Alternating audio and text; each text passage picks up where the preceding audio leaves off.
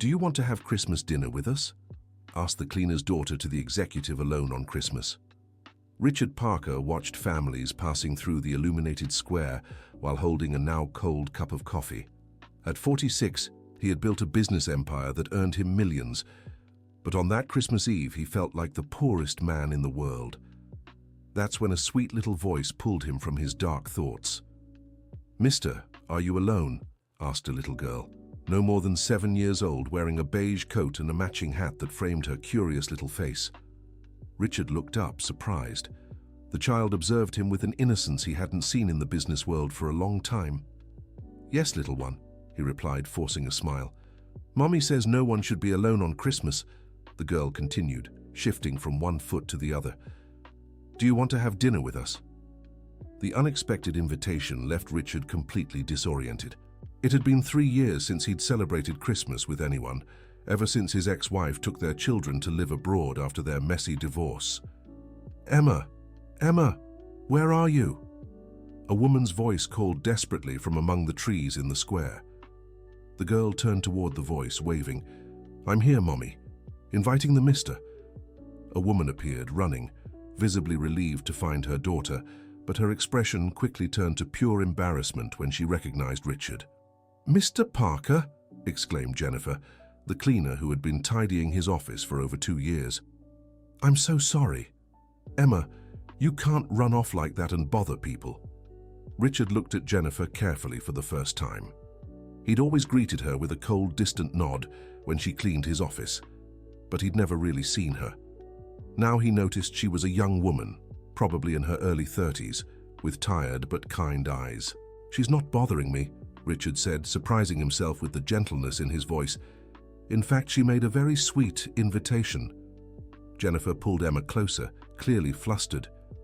"Sir, I apologize. She's just a child. She doesn't understand the differences." "What differences?" Richard asked, genuinely curious. "Well, we..." Jennifer stammered, unsure how to explain that a cleaner doesn't invite her millionaire boss to dinner in her humble home. Emma slipped free from her mother's hands and approached Richard again. "Mommy made a really yummy dinner. She even made Grandma Ruth stuffing. And there's plenty left because it was for 3 people. But Daddy couldn't come." The child's innocent remark brought visible pain to Jennifer's eyes, and she quickly tried to change the subject. "Emma, we shouldn't talk about that. Her father doesn't come for Christmas anymore," Richard asked softly. He passed 2 years ago," Jennifer replied quietly. "Emma still hopes he'll come back for the holidays." Richard felt something stir in his chest. He recognized that pain, the absence that left empty chairs and broken dreams. "So the 2 of you spend Christmas alone?" "Not alone," Emma protested cheerfully. "We have Grandma Ruth too, but she says the more people at the table, the happier the home."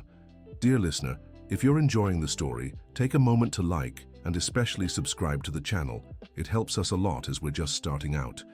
Now, continuing, Jennifer looked at Richard with a mix of shame and desperation. She knew her daughter had created an awkward situation, but she also saw the loneliness etched on the powerful man's face. "Mr. Parker, I know this is completely inappropriate, but if you'd really like, our home is simple, but..." "Where do you live?" Richard interrupted, surprising even himself. "In Williamsburg, sir, a small apartment, but..." "Williamsburg?" Richard repeated, surprised. "I grew up in this neighborhood, on Bedford Avenue." "Really?" Emma jumped excitedly. "We live on Driggs Avenue. It's so close." Richard smiled, a distant memory warming his heart. He'd spent his entire childhood on those streets, playing in the squares, running through the alleys, before becoming the cold, calculating businessman he was today. "It's been over 20 years since I've been back to that neighborhood," he murmured, more to himself. "Then it's settled." Emma clapped her hands. "Uncle's having dinner with us, and he'll get to see Grandma Ruth's new house."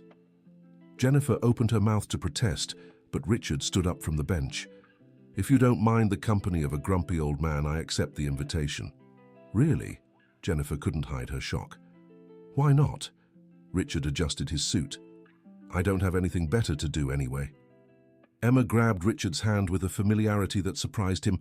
"Come on, Uncle. Mom made a ham that's absolutely delicious." As they walked through the illuminated streets of Williamsburg, Richard found himself lost in memories.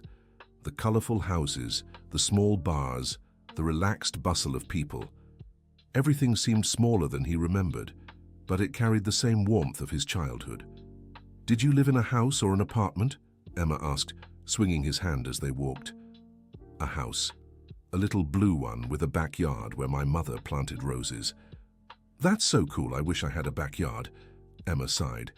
"But Mum said an apartment is better because it has a doorman." Jennifer walked in silence, still processing the surreal situation of bringing her millionaire boss to her home. She watched Richard out of the corner of her eye, noticing how different he seemed outside the corporate world. More human somehow. "Mr. Parker," she began hesitantly. "Are you sure? We don't want you to feel obligated." "Richard," he corrected her, "and I don't feel obligated. In fact, it's been a long time since I've received such a sincere invitation." "All of Mum's friends call her Jen," Emma chimed in cheerfully, "and I'm Emma Grace Wilson Smith, but everyone just calls me Emma." "Pleasure to officially meet you, Jen and Emma," Richard said, and for the first time in months his smile seemed genuine. They arrived at a modest 3-story building. Richard recognized the typical architectural style of the area, probably built in the 80s. Jennifer opened the gate with an old key that resisted a little before giving way. "Second floor," she explained, climbing the stairs. "The elevator's been broken for 2 weeks." Richard followed them, noticing how Jennifer carried Emma up the last flight when the girl complained of being tired. An automatic gesture of a caring mother that reminded him of his ex-wife carrying their own children years ago. The apartment was small, but impeccably clean and organized. Richard guessed it couldn't be more than 50 square meters, but every corner seemed thoughtfully arranged. The walls were painted a soft yellow that gave a cozy feeling, and small plants were scattered around the living room. "Grandma Ruth!" Emma shouted as soon as they entered. "I brought a guest." A woman in her 70s appeared from the kitchen, drying her hands on her apron. Richard immediately noticed where Jennifer had gotten her kind eyes. "Good heavens," Grandma Ruth murmured, visibly surprised. "Jen, who is this elegant gentleman?" "Grandma, this is Uncle Richard," Emma explained before anyone could answer. "He was alone in the square, and I invited him to have dinner with us." Grandma Ruth looked from Richard to Jennifer, clearly trying to make sense of the situation. "Grandma Ruth, this is Mr. Richard Parker," Jennifer explained, embarrassed. My boss." The silence that followed was broken by Emma, who didn't understand the tension in the air. "He used to live here in Williamsburg when he was little, on Bedford Avenue." "Bedford Avenue," Grandma Ruth repeated, studying Richard with more attention. "What number?" 347, Richard answered automatically. "The blue house with the backyard full of roses." The woman's eyes lit up. Richard widened his eyes. "You knew my mother?" "Mrs. Margaret." Grandma Ruth clapped her hands. "Of course I knew her. She gave me rose cuttings when I moved here in 1985. Richard Parker. My God, you're the boy who was always climbing the trees in the backyard." The revelation left everyone in silence. Richard felt as if the world had suddenly shrunk. You lived in Williamsburg 40 years ago?" 42, dear," Grandma Ruth smiled. "And I watched you grow up until you became a teenager. Then your family moved to a fancier neighborhood, didn't they?" Richard nodded, emotional. He vaguely remembered the kind neighbor who always greeted his mother over the fence. "Grandma Ruth, were you the lady who gave candies to kids on Children's Day?" "That's me," she laughed. "You loved the peppermint candies." Emma watched the conversation with fascination, not fully understanding, but sensing something special was happening. "Does that mean Uncle Richard has been friends with Grandma since he was little?" "Since he was very little," Grandma Ruth confirmed, her eyes misty. "I miss your mother so much, Richard. Is she still?" "No," Richard replied softly. "She passed away 5 years ago." "I'm so sorry, dear." Grandma Ruth touched his arm with maternal affection. "Mrs. Margaret was a wonderful woman." Jennifer observed the scene with growing emotion. She saw Richard no longer as the distant, intimidating boss, but as the boy who had grown up on the same streets her daughter now explored. "Well," Grandma Ruth broke the melancholic moment by clapping her hands. "Enough standing around here. Richard, you're very welcome. Dinner is almost ready." The table was set for 3, as Emma had mentioned. Richard noticed the empty spot and understood it was where the girl's father used to sit. "I'll get another plate," Jennifer said, moving to the kitchen. "Don't trouble yourself," Richard protested. "I can—" "Nonsense," Grandma Ruth interrupted. "In this house, everyone has their place at the table." As Jennifer set the 4th place, Richard observed the apartment more closely. Though simple, there was love in every detail. Photos of Emma at various stages of life, some well-tended plants, children's books organized on a makeshift shelf. In one photo, he noticed a young man holding baby Emma. He assumed it was the father who had passed. He was a good man. Grandma Ruth followed his gaze. Brian loved these 2 girls more than life itself. "What happened to him?" Richard asked delicately. "Work accident." Jennifer's voice came from the kitchen. "He worked in construction." Richard felt a pang in his chest. He imagined the pain of losing a partner so young, of raising a child alone, of struggling to survive. "Jen doesn't like to talk about it," Grandma Ruth whispered. "But I know she suffers a lot. Works 3 jobs to make ends meet." "3 jobs?" Richard repeated, surprised. "In the morning she cleans offices, in the afternoon she cares for an elderly lady, and at night she cleans your building." Richard was shocked. He had always seen Jennifer only as the cleaner, never imagining she had such a difficult and complex life outside those few nightly hours at the office. Dear listener, if you're enjoying the story, take a moment to like and especially subscribe to the channel. It helps us newcomers a lot. Now continuing? All set. Jennifer returned from the kitchen with an extra plate. Now it's complete. The dinner that followed was one of the most memorable experiences of Richard's life. The ham was truly delicious, seasoned with herbs that Grandma Ruth had grown in a small garden on the windowsill. The stuffing had a special flavor he couldn't quite place. "What's the secret to the stuffing, Grandma Ruth?" he asked, genuinely curious. "Oh, just a little touch of brown sugar and cinnamon," she replied proudly. "My mother's recipe." "It's amazing," Richard praised, watching as Grandma Ruth's face lit up at the compliment. Emma was telling stories from school, imitating her teacher, and making Richard laugh in a way he'd forgotten was possible. The girl had a contagious spontaneity that reminded him of what it was like to be a child. "Uncle Richard, do you have kids?" Emma asked while eating a slice of French toast. The question hit Richard like a punch to the gut. Jennifer and Grandma Ruth noticed his reaction and tried to change the subject, but he decided to answer honestly. "I have 2 children," he said softly. "A boy and a girl a little older than you." "Where are they?" Emma continued, innocent. "Very far from here. In another country." "Why didn't they come for Christmas?" Richard swallowed hard. How could he explain to a 7-year-old that he'd lost custody of his kids because he worked too much? That he'd chosen professional success over family? "Sometimes adults make bad choices," he finally said, "and the consequences are painful." Jennifer saw the pain in his eyes and gently steered the conversation elsewhere. "Emma, why don't you show Richard your drawings?" The girl dashed off to fetch a notebook full of colorful sketches. Richard flipped through the pages, seeing houses with chimneys, stick-figure families, smiling animals. On the last page, there was a drawing that made him pause. It was a Christmas table with 4 people, a gray-haired woman, a long-haired woman, a little girl, and an empty seat with a smiling ghost. "This is Daddy," Emma explained, pointing to the ghost. "Mommy said he became a little star in the sky, but I draw him here because he always comes for Christmas, even if he's invisible." Richard felt his eyes well up. The simplicity with which the child handled her father's absence touched him deeply. "It's a very beautiful drawing, Emma. Want me to draw one for you? With your kids?"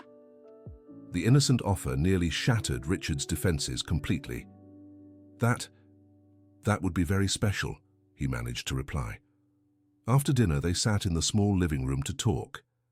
Emma dozed off in Grandma Ruth's lap, while the adults spoke quietly. Richard learned that Jennifer had studied business administration, but never got a chance in the field. There was always something missing, experience, knowledge, something, she explained.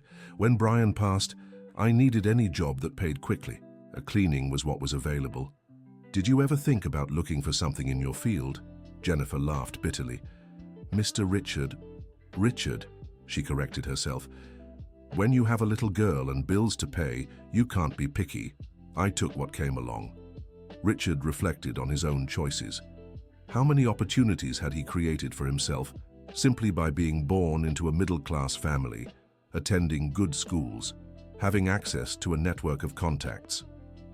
How did you get the job at our company? Through a cleaning agency, Jennifer answered. They needed someone for the night shift. I applied because the hours let me take care of Emma during the day. And you, Grandma Ruth? How did you end up here with them? The older woman sighed. I lived alone in my old house. When Brian passed, Jen was desperate with the expenses and taking care of Emma. I sold my house and moved in with them. With the money from the sale, we managed to pay off this apartment. Richard was beginning to understand the complex web of sacrifices and love that kept this small family going. Grandma Ruth helps a lot with Emma, Jennifer continued. Without her, I wouldn't be able to work so many jobs. 3 jobs must be exhausting. It is, Jennifer admitted. But Emma needs so much. Private school, books, clothes, doctor visits. It's all very expensive. Private school? Richard asked, surprised. I got a partial scholarship at a good school. I only pay half the tuition, but even then. Richard quickly did the math in his head. What Jennifer paid for her daughter's private school probably equaled what he spent on a single meal at a fancy restaurant. Why is it so important to you that she goes to a private school? Jennifer's eyes lit up with the determination Richard recognized. Because education is the only thing that can change Emma's life. I don't want her to have to clean houses to survive. I want her to have the opportunities I never had. The answer moved Richard deeply.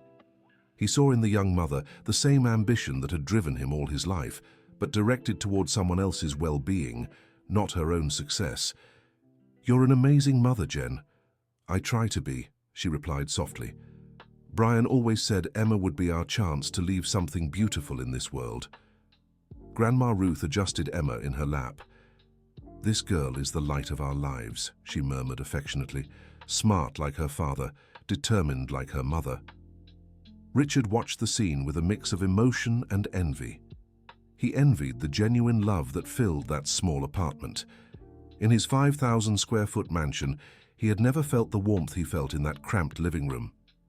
Can I ask you a personal question? Richard turned to Jennifer. Of course. Why did you never greet me at the office? Beyond the basic good evening, Mr. Parker, Jennifer smiled sadly. Because I learned that people like me shouldn't draw attention from people like you. I do my job quietly and leave. People like you? Poor, uneducated, unimportant.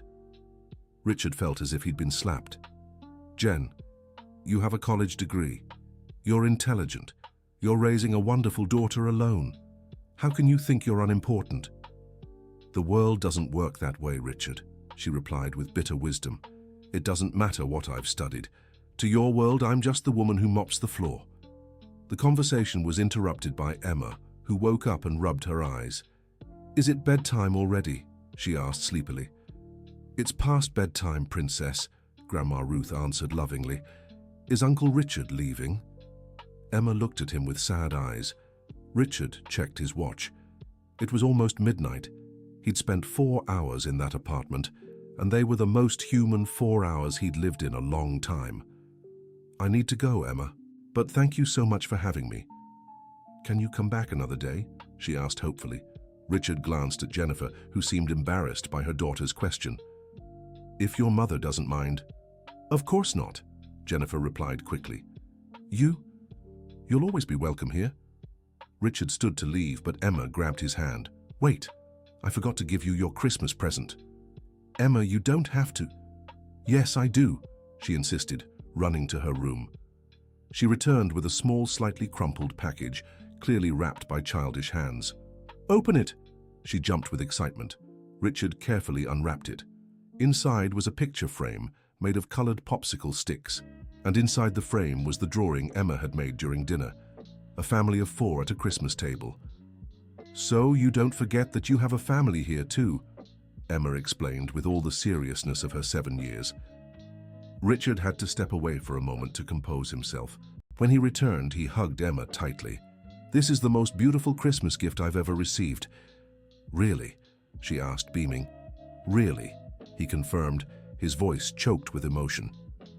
Richard said goodbye to Grandma Ruth with a kiss on the cheek that reminded her of the boy she'd met decades ago. To Jennifer, with a handshake that lasted longer than necessary. And to Emma, with a hug she insisted should last 1,000 seconds. On the building's staircase, Richard paused to process what had just happened. In one night, he'd learned more about humanity, family, and love than in years of business success. When he got home, he placed the photo frame on the nightstand beside his bed. For the first time in months, he fell asleep without needing anxiety medication. The next day, December 25th, Richard woke up with a mental clarity he hadn't felt in years. He picked up the phone and made a call he'd been putting off for far too long. "Hello, Christine?" "Oh," he said when his ex-wife answered from across the world. "Richard," her voice was surprised. "Is something wrong? I want to talk to the kids." The silence on the other end was long. "Richard, you know that?" "Please, Christine, it's Christmas. I just want to wish my children a Merry Christmas." 15 minutes later, Richard was crying on the phone, listening to the voices of 12-year-old Nathan and 10-year-old Olivia as they told him about the Christmas they'd spent in London. It wasn't much, but it was a start. In the days that followed, Richard couldn't get Jennifer, Emma, and Grandma Ruth out of his mind. He decided he needed to do something, but he wasn't sure what. In the first week of January, when Jennifer returned to work after the holidays, Richard was waiting for her in the office. "Good evening, Mr. Parker," she greeted him formally, as always. "Jen." He called her by her nickname. "Can we talk? Is there a problem with my work, sir?" "No, nothing like that. Sit down, please." Jennifer nervously took the chair across from Richard's desk. "How's Emma?" "She's good, sir. She asks about you every day." "And you? How are you feeling?" The question caught Jennifer off guard. In 2 years of working there, it was the first time Richard had asked about her feelings. "I'm fine too, sir. Ready to work." "Jen, stop calling me sir," Richard said gently. "After that night, I think we're more than just boss and employee, don't you?" Jennifer smiled shyly. "I don't really know how to handle this, Richard. Nothing like this has ever happened to me." "Me neither," he admitted. "But I want to propose something to you." "What?" "I want you to come work for me properly, in the administrative department, with a fair salary, benefits, a proper contract." Jennifer's eyes widened. "What do you mean?" "I need someone to coordinate a new project I'm starting. A corporate social responsibility program. Someone who understands people's needs, who has real-life experience. Richard, I can't accept this. It feels like charity." "It's not charity," he insisted. "It's competence. You have training in the field, intelligence, and human sensitivity. You're exactly what I need." "But my experience Your experience includes 2 years observing how a company works, 3 different jobs that gave you practical knowledge of the workforce, and a lifetime of caring for people. That's more valuable than many MBAs out there." Jennifer fell silent, processing the offer. "How much time do you need to think?" "I don't know. It's a lot of change. The salary would be triple what you earn from all 3 jobs combined," Richard said simply. Jennifer nearly fell out of her chair. "Triple?" "Triple. You could quit the other 2 jobs and spend more time with Emma." "Richard, this is crazy." "It's justice," he corrected her. "You're worth more than you think, Jen, much more." Dear listener, if you're enjoying the story, take a moment to like the video and especially subscribe to the channel. It helps us a lot as we're just starting out. Now, continuing.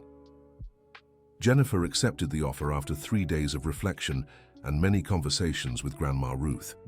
Her first project would be creating a scholarship program for employees' children. In the following months, Richard closely followed Jennifer's work and was impressed by her dedication and creativity. She not only created the scholarship program, but also implemented an on-site daycare system and a professional training program for employees. The transformation in Jennifer's life was evident. She started wearing more elegant clothes again, enrolled Emma in an even better school, and for the first time in years, she seemed relaxed and confident. Richard, in turn, discovered he had much to learn about human leadership. Jennifer taught him to see employees as people, not just numbers on a spreadsheet. The company began to have a more humane and productive environment. Emma became a constant presence in Richard's life. He picked her up from school twice a week, took her for ice cream, and helped with homework. The girl called him Uncle Hart and always asked when he'd visit them again. In May, Richard made an important decision. He sold his mansion and bought an apartment in Williamsburg, just 3 blocks from where Jennifer and Emma lived. He wanted to be close to the family he'd chosen. The move didn't go unnoticed by Jennifer. "Why did you do this?" she asked one Saturday afternoon as Emma played in the park. "Because I felt so alone in that huge house," Richard answered honestly. "Here, I feel at home. What about your kids, when they come to visit?" Richard smiled sadly. "Christine said they might spend some holidays with me at the end of the year. Emma already said she wants to meet them." "She adores you," Jennifer observed. "You've filled a huge void in her life. She's filled one in mine too." They fell silent, watching Emma play on the swing. "Jen, can I ask you a personal question?" "Of course. Have you ever thought about being with someone again?" Jennifer took a moment to answer. "Sometimes, but it's complicated. Emma is still processing her father's absence, and I'm afraid of giving myself to someone and then losing everything again." Richard understood perfectly. He too had built emotional walls after his divorce. "What about you?" Jennifer turned the question back to him. "I was convinced I couldn't love anyone but myself," Richard admitted. "But the 3 of you proved me wrong." Jennifer looked at him carefully. "The 3 of us? You, Emma, and Grandma Ruth, you showed me I still have a working heart." The mood between them grew intense when Emma came running over. "Uncle Richard, Mom, come see what I found." She had discovered a family of abandoned kitten behind the park toys. How sad," Jennifer murmured, crouching to look at the little animals. "Can we take them home?" Emma asked hopefully. "Emma, Grandma Ruth is allergic to cat hair," Jennifer explained. "But they'll starve." Richard noticed Emma's compassion for the animals and had an idea. "How about we take them to the vet, make sure they're healthy, and then find loving families to adopt them?" "You'd do that?" Emma looked at him adoringly. "Of course, we can't leave these babies here alone." They spent the rest of the afternoon caring for the kittens, taking them to the vet, buying food and supplies. Emma was radiant with the rescue adventure. That evening, Richard had dinner with them again. It was a habit that had become a weekly tradition. Grandma Ruth always prepared something special when she knew he was coming. "Richard, can I ask you a nosy question?" Grandma Ruth said, as they had coffee with dessert. "Of course, Grandma Ruth. Why doesn't a rich, successful man like you have a family of your own?" The direct question took everyone by surprise. "Grandma," Jennifer protested, embarrassed. "No, it's okay," Richard laughed. "It's a fair question.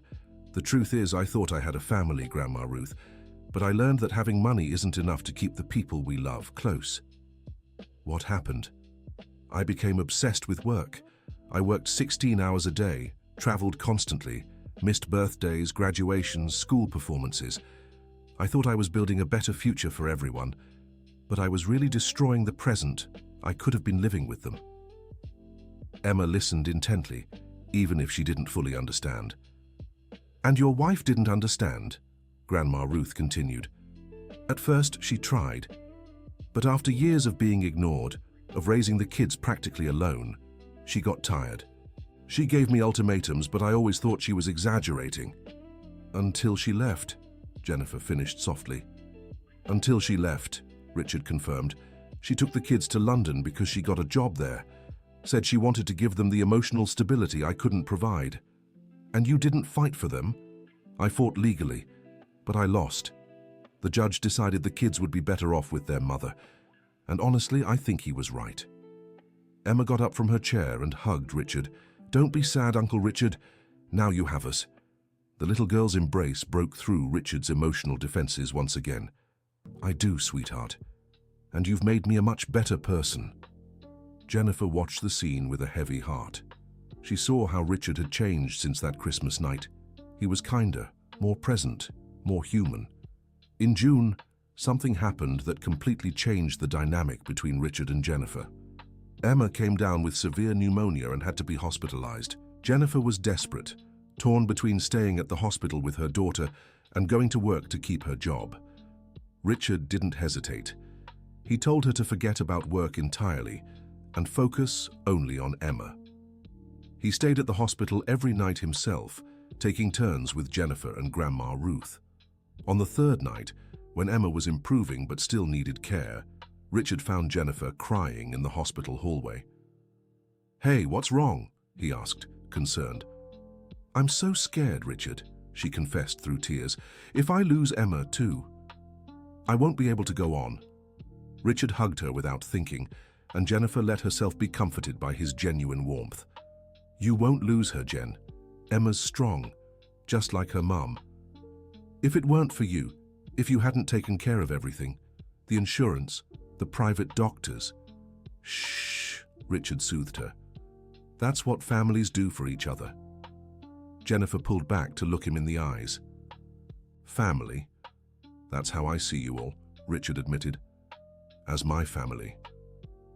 In that moment, in the dimly lit hospital hallway, with the smell of disinfectant in the air and their hearts full of worry for Emma, Jennifer and Richard kissed for the first time. It was a sweet kiss, filled with feelings that had built up over months of closeness. When they pulled apart, they both knew something fundamental had shifted between them. "Richard, I know it's complicated," he said softly. "I know you're afraid to give yourself again, but I also know that what I feel for you, for Emma, for Grandma Ruth, it's real. It's the most real thing I've ever felt in my life."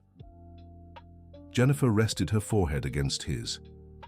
"I feel something very strong for you too, but I'm so scared." "Scared of what?" "If you get tired of us, if you realize our simple life isn't enough for you, if you break Emma's heart by deciding to leave."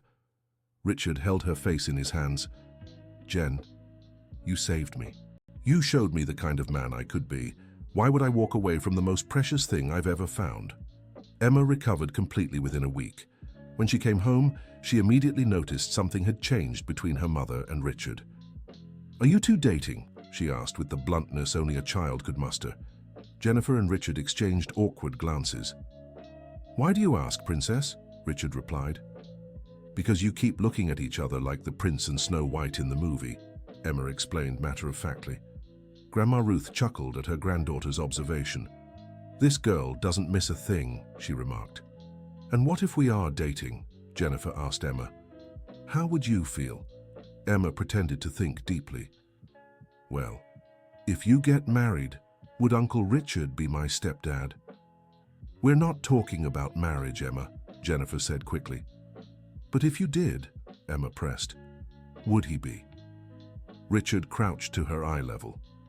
"Emma, if one day your mom and I decide to be together forever, I'd be the luckiest man in the world, and I'd do everything to be the best stepdad you could ever have." "Better than Daddy?" she asked with innocent cruelty.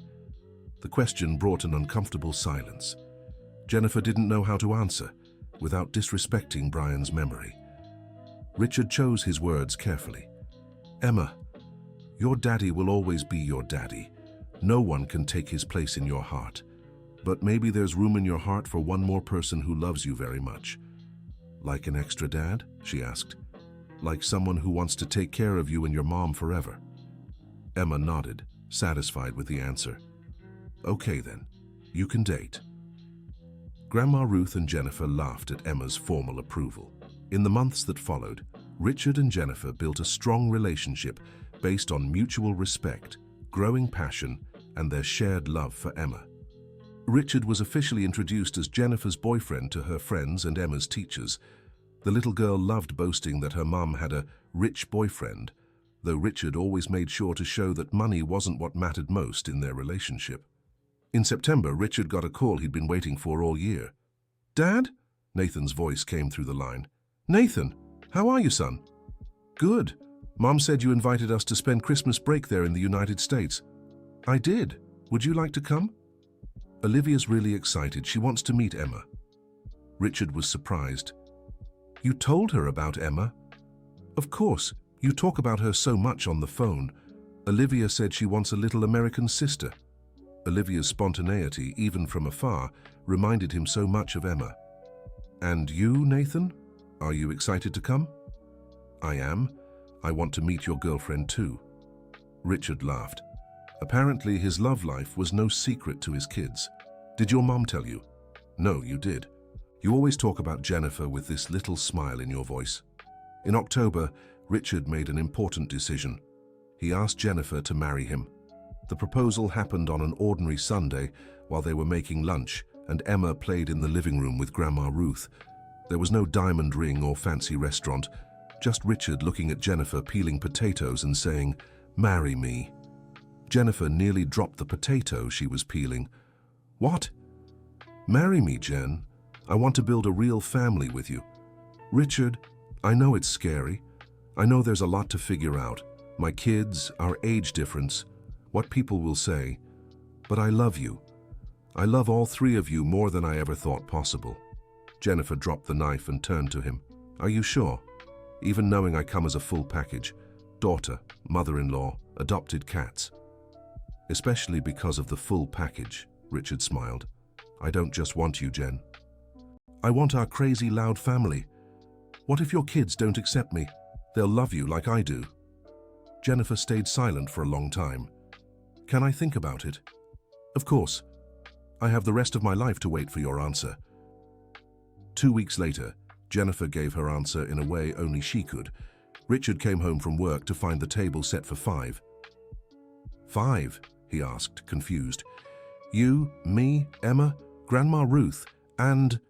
Jennifer paused dramatically. And my future husband. It took Richard a few seconds to understand. Is that a yes? That's a yes, she confirmed, throwing herself into his arms. Emma came running from the kitchen. Uncle Richard, Mommy said you're getting married, and now you'll be my real dad. Dad of the heart, Richard corrected, lifting her up. Your real dad will always be Brian. Can I have 2 dads? Yes, Princess.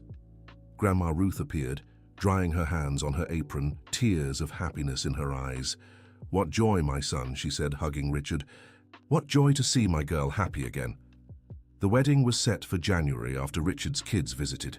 They wanted Nathan and Olivia to be part of the ceremony.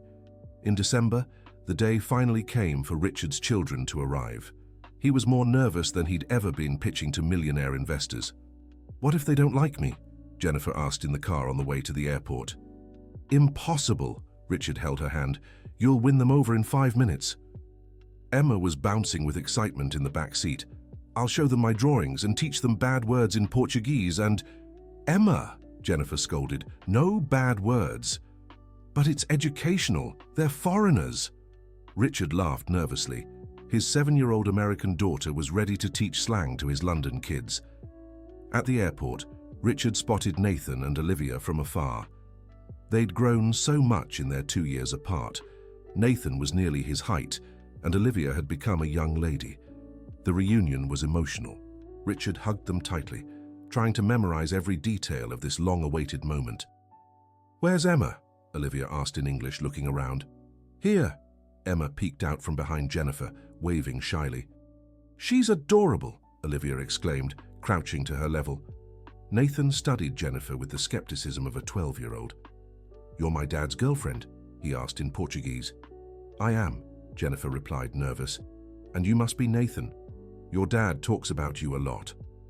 He talks about you too, Nathan said, relaxing slightly. Emma broke the ice in her signature way. Do you play video games? She asked Nathan. Yeah. Good.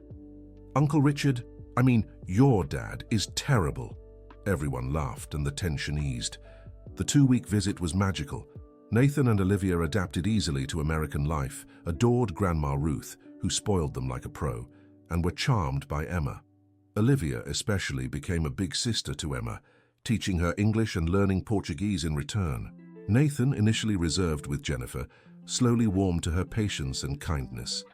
The turning point came when he got sick with a virus, and Jennifer cared for him like her own. "She's nice," Nathan admitted to Richard privately. "Different from Mom, but nice." "Different how?" "More motherly, you know. Mom's more independent. Jennifer takes care of people." Richard understood that Nathan had captured Jennifer's essence, her nurturing nature. Olivia was more direct in her assessment. "Daddy, you're in love?" she declared one afternoon at the beach. "I really am," Richard admitted. "That's wonderful. You seem happier. And Emma is the little sister I always wanted." The wedding took place in an intimate ceremony in Williamsburg, at the same park where Richard had first met Emma. Nathan was the ring bearer, Olivia was the maid of honor, and Emma was responsible for the rings. Grandma Ruth cried throughout the entire ceremony, remembering how she had met Richard as a child and now seeing him start a new family. The reception was simple but moving. Richard gave a speech that left no dry eyes. "2 years ago, I was sitting on a bench in that square over there, completely lost in life. Then a little girl in a beanie made me an offer that changed my life forever. Emma, thank you for teaching me that family isn't about blood. It's about love. Jennifer, thank you for showing me I'm still capable of loving someone more than myself. Grandma Ruth, thank you for welcoming me back into the family after all these years. Nathan and Olivia, thank you for understanding that Daddy's heart grew bigger, not smaller. And to all of you, thank you for proving to me that it's never too late to start over." The end of the story. Now tell us, do you think Richard made the right decision by accepting Emma's offer? What lesson did you take from this story about second chances and family? Share your honest thoughts in the comments and your own experiences about life-changing encounters. Thank you so much for joining us on this heartfelt journey. Don't forget to like and subscribe to the channel for more touching stories.